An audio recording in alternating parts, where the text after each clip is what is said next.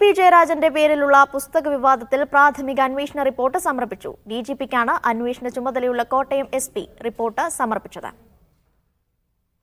ജോസി ബാബു കൂടുതൽ വിവരങ്ങൾ നൽകും. ജോസി, എന്താണ് റിപ്പോർട്ടിലുള്ള വിവരങ്ങൾ? വിശദാംശങ്ങൾ ലഭ്യമാണോ? അനീഷ, സംസ്ഥാന രാഷ്ട്രീയത്തിൽ ഏറെ വിവാദമുണ്ടാക്കിയ EP-യുടെ പേരിലുള്ള പുസ്തകത്തിന്റെ വിഷയത്തിൽ അന്തിമ ഘട്ടത്തിലേക്ക് കടക്കുകയാണ് കാര്യങ്ങൾ എന്നാണ് നമുക്ക് മനസ്സിലാക്കുന്നത്. പ്രാഥമിക അന്വേഷണ റിപ്പോർട്ട് ഇപ്പോൾ കോട്ടയം ജില്ലാ പോലീസ് മേധാവി DGPക്ക് സമർപ്പിച്ചിരിക്കുന്നു. ഈ റിപ്പോർട്ടിന്റെ അടിസ്ഥാനത്തിലായിരിക്കണം ഇനിയിപ്പോൾ കേസെടുക്കണോ വേണ്ടയോ എന്നുള്ള കാര്യത്തിൽ സംസ്ഥാന സർക്കാർ തീരുമാനമെടുക്കുക. എന്തായാലും ഇന്ന് DC രവിയുടെ മൊഴി രേഖപ്പെടുത്തിയതിന് പിന്നാലെയാണ് അന്തിമ റിപ്പോർട്ട് നൽകിയത്. EP-യുമായി കരാറില്ല എന്നാണ് DC രവിയുടെ മൊഴി. ഇതിന്റെ അടിസ്ഥാനത്തിൽ പൂർണ്ണമായും EP ജയരാജൻ ഈ പുസ്തക വിവാദത്തിൽ പങ്കില്ല എന്ന തരത്തിലുള്ള ഉള്ളടക്കമാണ് ഈ റിപ്പോർട്ടിൽ ഉള്ളതെന്നാണ് നമുക്ക് അറിയാൻ കഴിയുന്നത്.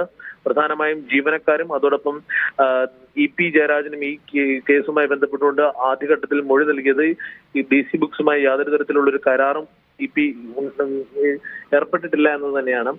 പിന്നീട് ഈ പലതവണ അന്വേഷണ സംഘം മൊഴിയെടുക്കുന്നതിനായി DC രവിയുമായി ബന്ധപ്പെട്ടെങ്കിലും DC രവി അതിന് തയ്യാറായിരുന്നില്ല. അന്വേഷണ റിപ്പോർട്ട് സമർപ്പിക്കേണ്ട അവസാന തീയതികളിലേക്ക് എത്തിയപ്പോൾ ഇന്ന് ഉച്ചയോടുകൂടിയാണ് 2.5 മണിക്കൂർ നീണ്ടു നിൽക്കുന്ന മൊഴിയെടുപ്പ് നടപടിക്കായി എത്തിയത്. എന്നാൽ ഇതുമായി ബന്ധപ്പെട്ടുകൊണ്ട് കരാറുമായി ബന്ധപ്പെട്ടുകൊണ്ട് ഒരു രേഖയും ഹാജരാക്കുവാൻ DC രവിക്ക് സാധിച്ചിട്ടില്ല.